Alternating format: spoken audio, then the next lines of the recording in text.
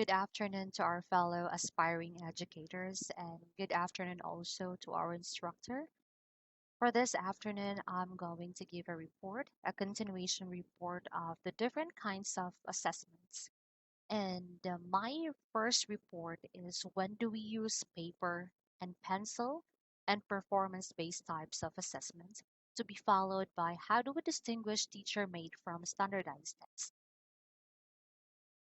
But before anything else, we're going to have an activity and we are going to have an internalization. Now, let's put ourselves and pretend that we are an elementary student, and in your class, we are learning how to interpret direction and distance in a map. Now, if ikaw ang estudyante, asa ka mo pili?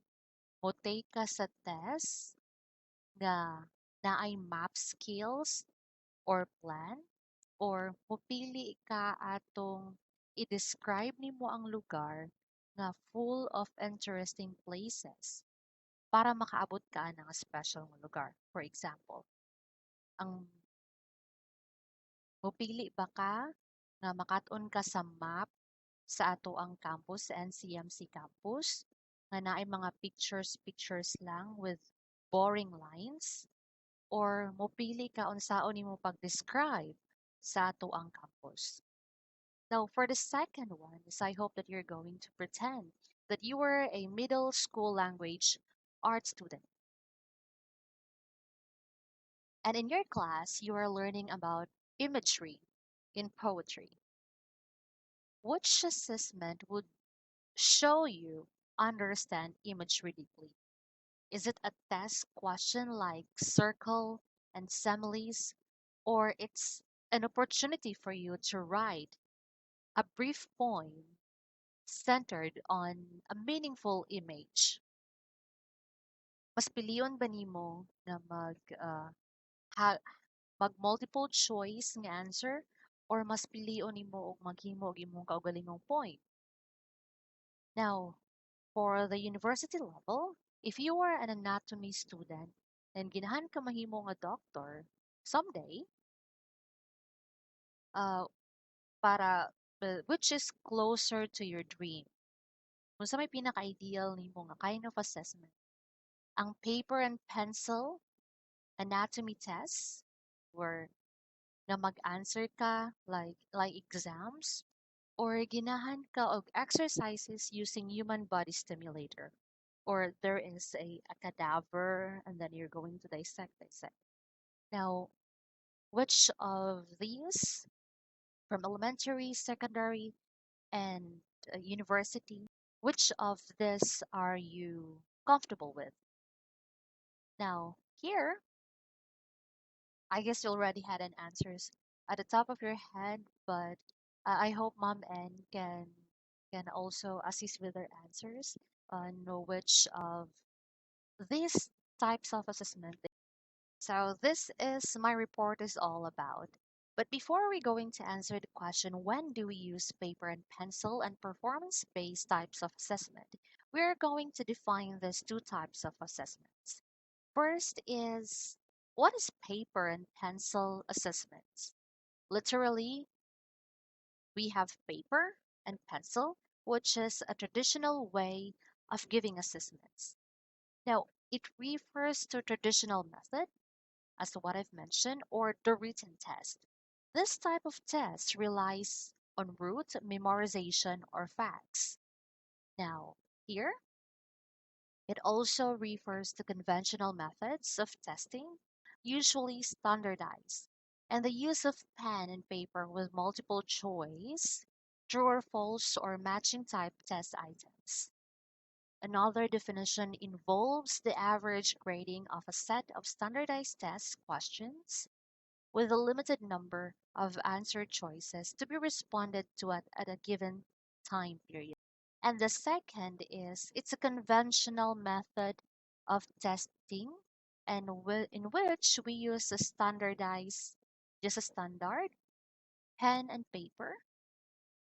And examples to this are multiple choice type of multiple choice type of test, true or false, or matching type. And lastly, it involves the grading of sets. Now, it means that with a limited number of answer choices, when do we use paper and pencil and performance-based types of assessment? First is true or false, what I mentioned a while ago, multiple choice tests, standardized tests, achievement tests, intelligence tests, and aptitude tests. Now, I guess you're already quite familiar of what are these tests are because you already experience this since we were once students also. Now, here, what is a performance? Now, it is a set of strategies for the acquisition and the application of knowledge, skills, work habits through performance tasks that are meaningful and engaging to the students. Another definition to this, it closely mirrors a real life scenarios and how a professional in that area would tackle the problem. This could mean encouraging children to design and carry out an experiment, or choreograph and perform a dance routine, just like a real scientist or dancer. Now, when do we use performance based assessments? First is presentation, group and solo projects. And this kind of report that I'm doing also is a performance based assessment.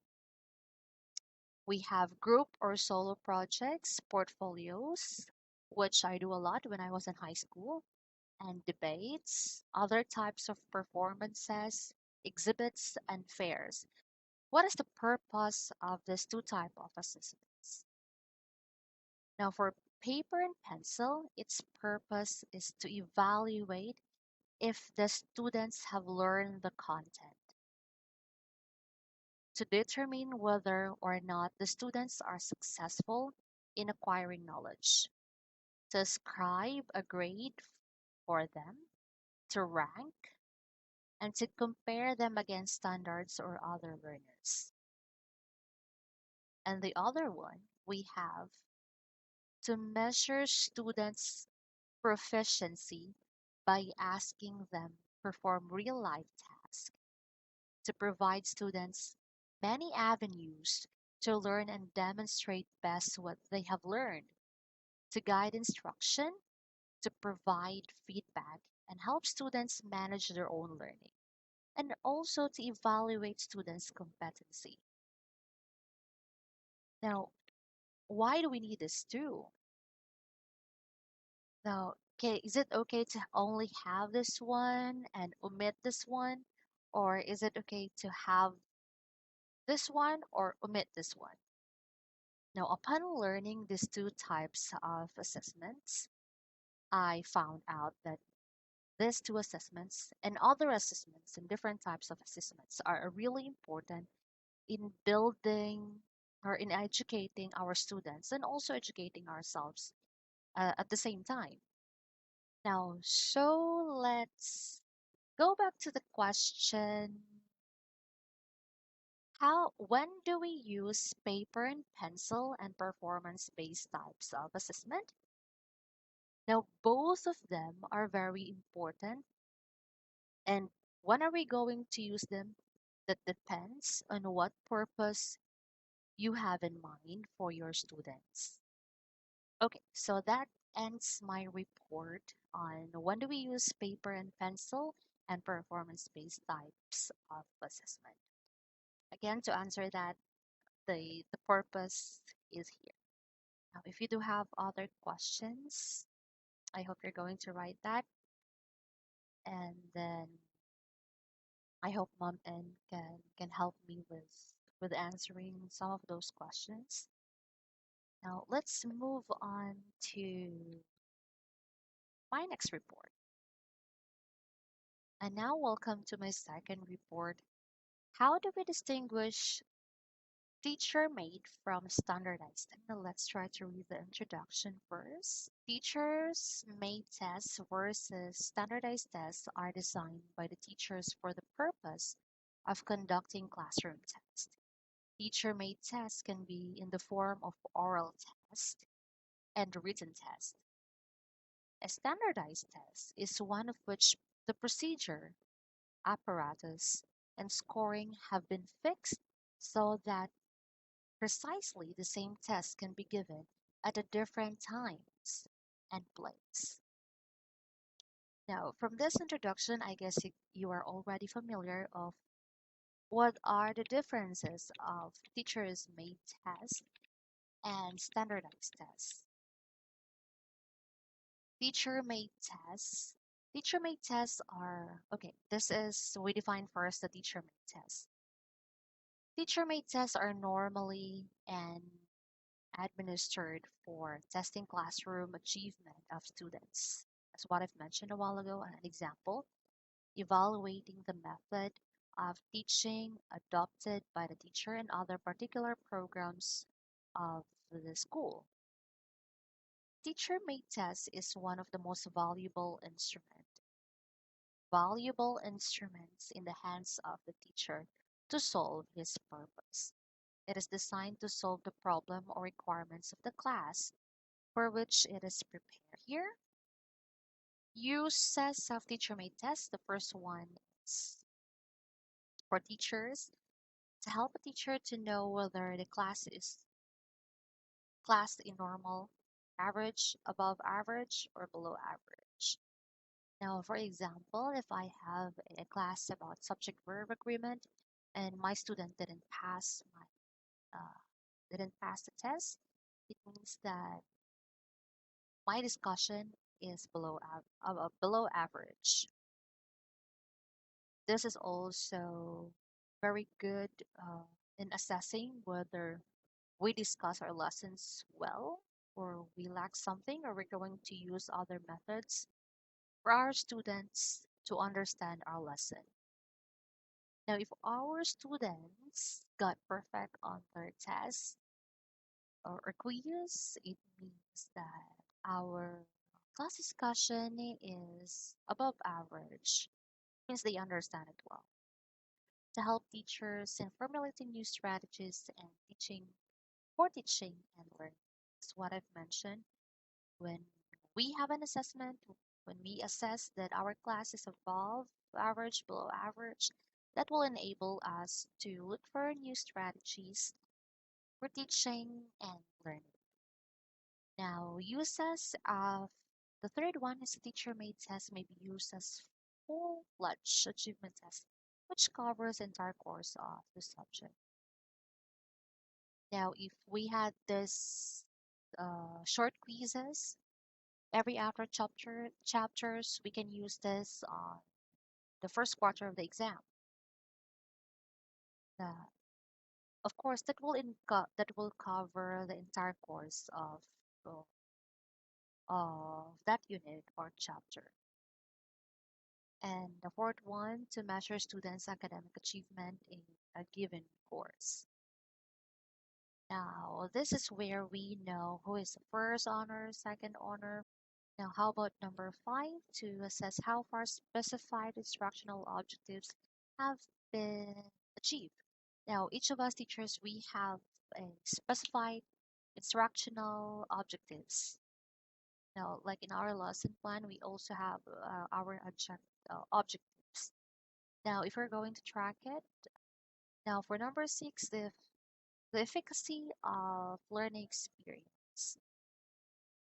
7, to diagnose students' learning difficulties and to suggest necessary remedial measures.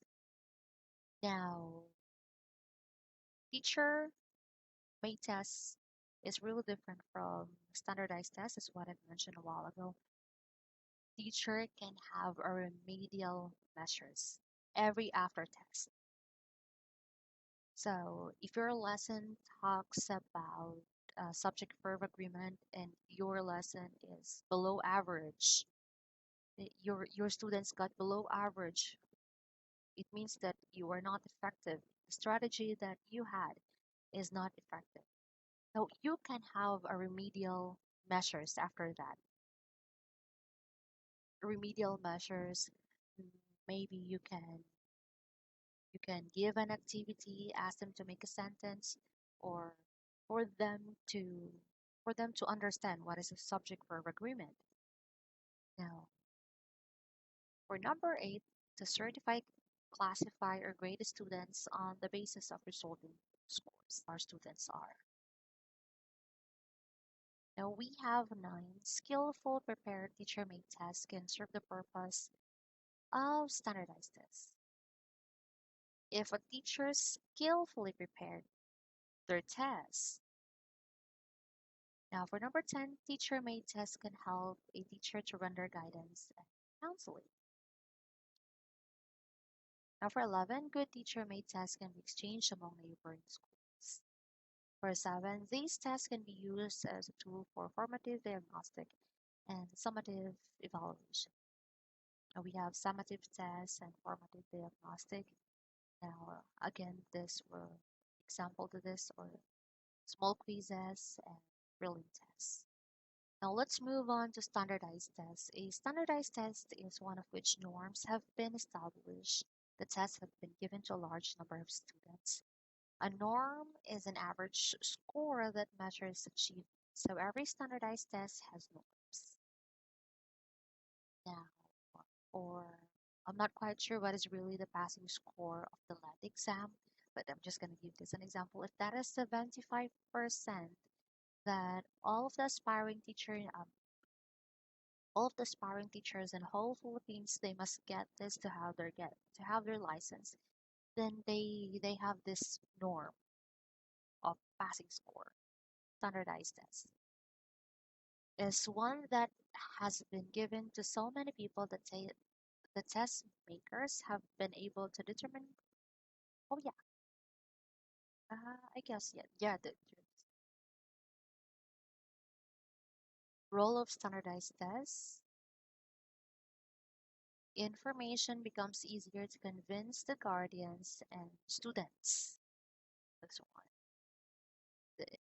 Is it easier to convince the guardians of the students because this is the norm of our educational system here in the Philippines, and we do this every year. Information in much less time than provided by other devices. Now, information for all guidance workers. Aspects of behavior in which other could not be obtained. Objectives and impartial information about individuals. For the question, how are we going to distinguish teacher-made from standardized tests? This is the summary of teacher-made tests and standardized tests. First is we use it to teacher-made tests used to evaluate outcomes, content of what has been taught in the classroom. Remember that it has been taught in the classroom. Now, a standardized test, this is irrespective of what has been taught. It could be taught in your classroom or not. Now, a good example to this is when there is a big change in NCAI when they put calculus. I forgot what year was that, but so they have a calculus in the NCAI exam, and then calculus in some schools were not taught, or were not teach. So the school, some schools, some colleges and universities and secondary institutions need to have a thorough a review of calculus, a short review of calculus, so that students are also familiar with what is calculus. The purpose. What's the purpose of this too? It's mainly used to know students' progress and to improve the teaching and learning program of a particular school. And mainly in research work, counseling, selection, or administrative purposes. Here, I hope you can do with your research with that. Now, for the construction, there are prepared by the classroom teachers These tests are constructed hurriedly, experts not involved when it's go. You can do this just one night, or maybe an hour or two, but that differs to standardized tests because the scope is really big. It needs a collaborative venture. All right, for the test items. Quality of test items are known and is generally lower than items of standardized tests. The questions may or may not be objective type. They may be generally of short answer type or essay type. Now, when we talk about standardized tests, we don't have an essay type. These questions are bound to be of objective type, and it is administered under the conditions prevailing at the time of administration of the test for standardization. User of the test administers the test as per the test direction. Method of administration. A teacher-made test is the master of situation, and this standardized test, the scoring key is prepared previously. Now, here we are the master of the situation. Now, I've experienced this because I remember my teacher, and upon checking our test question said, "Oh, this is wrong. You're going to get a bonus of it." And in my experience, wrong spelling of bonus is not a bonus. But we can do that in standardized tests because the scoring key is prepared previously. There is a little, I mean, like 5% or 0.5% that the test has a mistake. That is how sophisticated the standardized test is. And we have method of scoring. Teacher prepares his own scoring key. Usually such scoring can only be done by person equal competent as the teacher. Now, standardized tests can be compared to norm groups, test manuals, and other guides for the interpretation use. Because a standardized test serves its purpose and give the future professions professionals, they need to be compared to norm groups, their test manuals, and so on. They need a full interpretation before the test and after the test. It is quite different on a teacher-made test because we have our own scoring system or scoring key, or it could be that the university is having their own scoring system. They have their own rubrics in how are they going to grade their students. Now we have interpretations of scores. Scores can be compared in local school situation. That's what I've mentioned a while ago. But standardized tests, scores can be compared to norm groups. We say norm groups if these are uh, for the future teachers, that is a norm group. For the future uh, police, that's a norm group. So they have in different profession. That won't happen that you're going to have the test of the criminology students will be swapped to the future education, to the future educators. And what are the norms? Teacher-made tests are not tested for objectivity, reliability, and validity. Teacher satisfaction covers all these characteristics of a good test, while standardized tests have norms meant for a population in which they have been standardized. This is what uh, I meant a while ago. Norms like T-score, Z-score, percentile scores, mean, median, mode, ST, etc. Valuing the rows more quickly and comparing the scores of two more individuals, schools, etc. Standardized tests have appreciable validity, reliability, objectivity, and practicality. So the answer to the questions, how do we distinguish teacher-made from standardized tests? They are really different in the learning outcomes. They're different. What purpose do they serve? How are they good? The construction of the test, the test items, method of administration, methods of scoring, interpretations of scores, and its norms. Now, if you want to read further, you can use the resources that I have in here. And if you do have a question, again, you can ask Mom and to answer some questions for us to be enlightened about the report, or if I made a wrong example, or if my discussion are not clear,